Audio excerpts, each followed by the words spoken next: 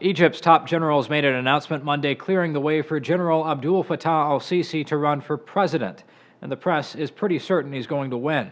Sisi, who toppled Islamist President Mohamed Morsi last year, only decided to run for president recently, following growing pressure from the street from those who reject the Islamist government he overthrew.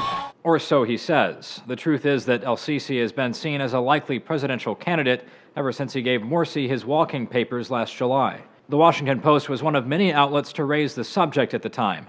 His sunglasses-clad face is venerated in Cairo's streets, and his pictures pasted on the windows of minibuses and storefronts. For the most popular man in Egypt, the question is, does he want to be the country's next president? He's still a popular figure, and with a presidential election just 3 months away, there are no viable candidates to challenge him. So when the country's Supreme Council of the Armed Forces gave Sisi permission to run Monday, in fact calling his candidacy a mandate and an obligation, and promoting him to the rank of field marshal, the media pretty much all agreed that he will be the next president. A writer for Time said it hasn't happened yet, but after Monday's events, the field marshal's election has taken on a certain foreordained quality. And an analyst told The Guardian he's got a lot of public support and he would win an election tomorrow. But there's also agreement on another point. If Sisi does become president, odds are his popularity won't last very long. The New York Times writes he stands to inherit all the problems of poverty and corruption that fueled the 2011 uprising against the country's longtime strongman Hosni Mubarak.